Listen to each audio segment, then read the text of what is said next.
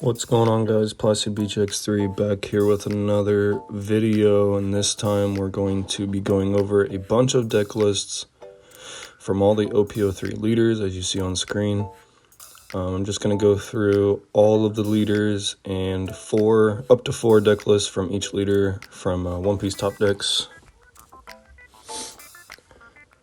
So to start out, we got Katakuri. Okay, so this first deck list is from the Malaysia flagship in February. You can see that they're playing the 3-drop blocker, and then the 4-drop rush Katakuri, and 4 of the Daifuku. So I think this was like an early iteration of the deck. I don't know if those cards are that good in the deck. I don't really like the 4-drop Katakuri. Moving on to the first place standard battle from March. You can see Smoothie is in there. 4 of the 10-drop. I don't think the last one had any 10-drop. And then 3 Soul Pocus. I don't like Soul Pocus in the deck. I don't know how I can never justify doing it for 5. But I think it's better in the mono yellow Big Mom deck. But there's that. And then first store prelims from Japan in April. You can see again with the Rush Katakuri maxing out on it this time. 4 of a Nari Kabura Arrow. And you can see the 5-drop 7K. I think in our meta that 5-drop 7K will be replaced with the 4-drop 6K Opera. I think it's way better anyway. Helps your curve. And then moving on to the first place Indonesia flagship. On the bottom there is 2 Naki Kabura Arrow. Again, the 5-drop 7K, 4 of it this time, and also playing Smoothie, which I don't like Smoothie, but could very well be wrong. Playing Pecoms to help the curve going first. And then T-Bolt. T-Bolt has been prevalent in all these deck lists, and that card's really good. So, alright, moving into Mono Yellow Big Mom. We got a first place standard battle in February. See Smoothie, 4 Soul Pocus. I think that card's way better in this deck. 4 Brûlée, also way better in this deck. Maxing out on the 10-drop. I've been testing this deck without the 10-drop, but it's probably good in there. And then Napoleon. I don't like Napoleon. I don't know why you play that. Obviously just one of as a tech, but moving on to the first place standard batter in the Philippines in March. On the bottom is 4 T-Bolt, 2 Soul Pocus. So maxing out on T-Bolt so you can set it with your leader effect pretty good. Pretty good early, however. In the late game is not as good that I found. Maxing out on Shirahoshi, love it. I think Shirahoshi is broken. 1 Smoothie, interesting. Moving on to first place standards in May. So this is a May deck list. A little later in the season, you can see they got the Yamato 4-drop 7K, 5-drop 7K, and 3 of the Nami Kabura Arrow. I don't know if I like that card. It just if you have less life than your opponent, you can like minus 4,000 on a card. I guess it's not terrible. It's only a 1-drop, so. And then it has the same trigger as Ikaku Sovereignty. And then moving on into another, this one is the first place standards in May again, but this time they're maxing out on a lot of the vanillas. 5-drop 7K and also 4-drop 6K vanilla. And the 4-drop 6K rush Katakuri. And they're playing the Yamato from the structure deck. The card's okay. I think you take a life to gain 3,000 or something. It's something like that. I can't remember. But moving into deck list for Black Yellow Big Mom. This first one is a first place standard in February, so early in the format. You can see the only black cards are Borsalino, Fukuro, and Isho. Isho's pretty powerful. And then they're also playing Charlotte Mont d'Or. I think it's take a life, suspend it, and then KO a 3 or less. So, pretty good late game with Isho to reduce. You can kill a 6K. or 6 cost. Other than that, just like a kind of just a triggery deck you're trying to stall. Going into the second one is another first place standard from February.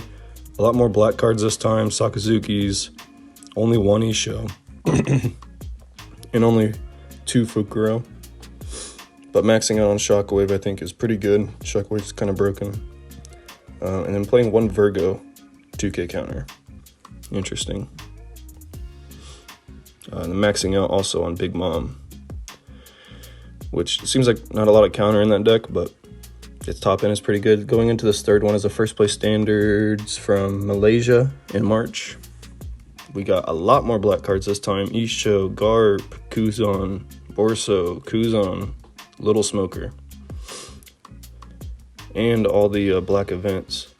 So this one is maxing out on a lot of black cards, only using the yellow cards for its top end, solely for its top end. Again, not a lot of counter. It is cool how the Helmelpo synergy. Going into the last one, first place flagship from Malaysia in May.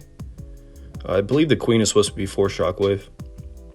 Again, a large low cost yellow package. Throwing in the Katakuri and the Big Mom.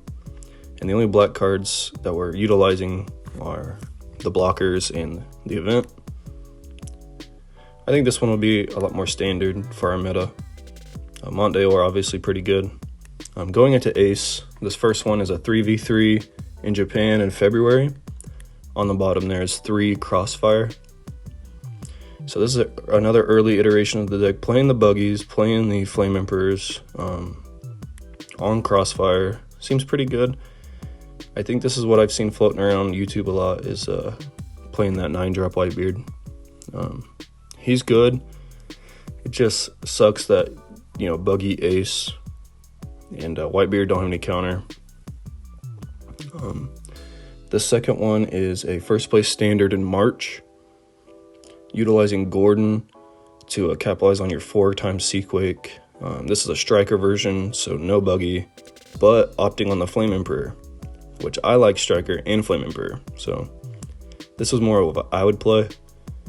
Your bosses are Marco and Ace. Reducing stuff with Gordon I think is really good, especially with like a Fire Fist and stuff. Moving into the third one is a first place standard in April, so a little bit more testing went into this one probably since it's later in the season. We could see no striker, buggy, Flame Emperor, and big Whitebeard. 3 of it, but only 2 Ace, interestingly enough. You'd think that Ace is like the best card in the deck, but Whitebeard's pretty good. So no striker in this one, opting for a more pressure heavy build. And then this last one is first place standard in May, so really late in the season. This guy played 4 Shanks. So 4 Shanks instead of any Whitebeard. I wonder why he did that, but obviously a reason. I mean, he can clear characters. It's rush. It's decent. Also opting on the buggies, but no striker, which is fairly normal. All right, moving into Rob Lucci. This first one is a first place from a flagship tournament in Japan. On the bottom there is 4 Erdor. We can see Kobe in this list, which is interesting. You can already see that they're playing Jabra. I think Jabra is not that crazy. 4 Shockwave, pretty good. And then the 6-drop 7K Rob Lucci. I think that was like an early iteration thing. I think it gets cut later. But otherwise, yeah, 3 Sakazuki, 4 Borso for the red. Borso is crazy in the red matchup. 4 Fukuro. All right, the second one is first place at a Junior Friendly Cup in March. So a little later than the last one. A little more Erdor streamline version. Looks like maxing out on Isho's. Isho is like your best card in the yellow matchup, I believe. Also maxing out on Sakazuki. Seems a little sus to me to play 4 Sakazuki, 3 Rob Lucci, or sorry, 3 Kaku. But sticking to 7K is pretty good. Going into this third one, a more navy heavy version. This is the first place Thailand flagship from April. We got brand news in this one. Kuzan 4 drops, maxing out Sakazuki, maxing out Borsalino, 3 Isho, and 3 Meteor Volcano. So really trying to get value off of your brand new, plus obviously the 8 2K counters that go with them. So less of a CP9 heavy version. You really got to hope on that brand new to mill your CP9s. And this last one is a first place Singapore flagship in May, so really late in the season. We got 4 Borso, 3 Sakazuki. I think that's a decent ratio for how much red is going to be in the meta. 3 Sakazuki, 3 Isho, 4 Borso, 2 Wanze. I like Wanze a lot late game. You can just stack everything on your leader, swing, play Wanze to KO a 1-drop, restand him. So, alright, moving into Iceberg. So I can only find one Iceberg list because the deck is pretty bad, but this deck got a first place in Malaysia flagship in March. You can see Queen, King, Gran Tesoro, and then like Magellan, which is interesting.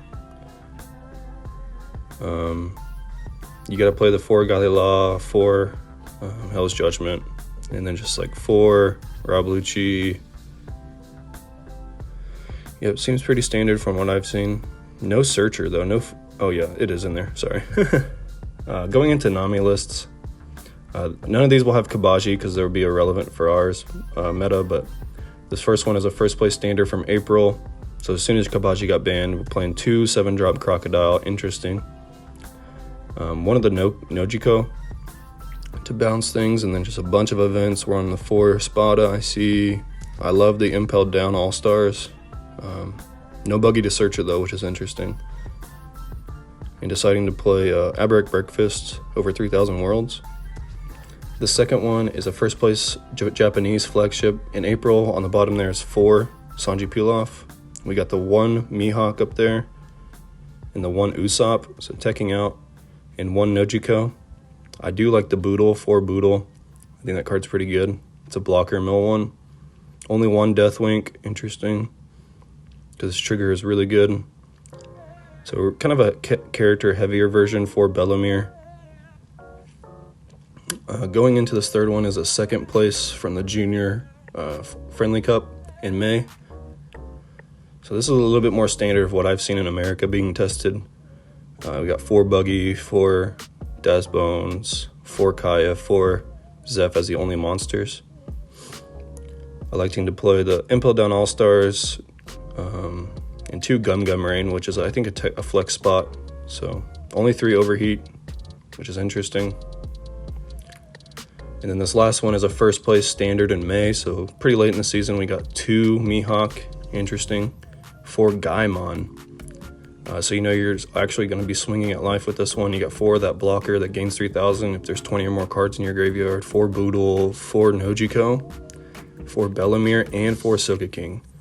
So really, really character heavy in this most recent iteration of the Nami deck in OP-03 Japan. And for the last leader, we got Kuro. Only 2 for Kuro I could find, so this first one is a first place standard in Japan, really early in the meta in February. You can see we got 4 Beige, 3 Okiku this one's playing, which doesn't really mesh with a lot of things, I think, except for maybe like Chu. But I like Django. I like Django a lot in this deck. I think it's a must-have 4 of. And there's just like some low-cost characters. I like Butchie and whatever that guy's name is. And then this last one is first place standard in May, so really late in the format. Interestingly, a lot of 2K counters. And for Punk Gibson and the 3 Buggy that can't be KO'd by Slash, and then 3 of Great Pirate Adventure that like gives your leader 1,000 for every monster on the field, so it seems like you're just swarming and swinging big with Kuro. But that's all for today's video. All those OP-03 deck lists. Be sure to subscribe to PlastyBeachX3 for more One Piece videos, and I appreciate you all. Peace out.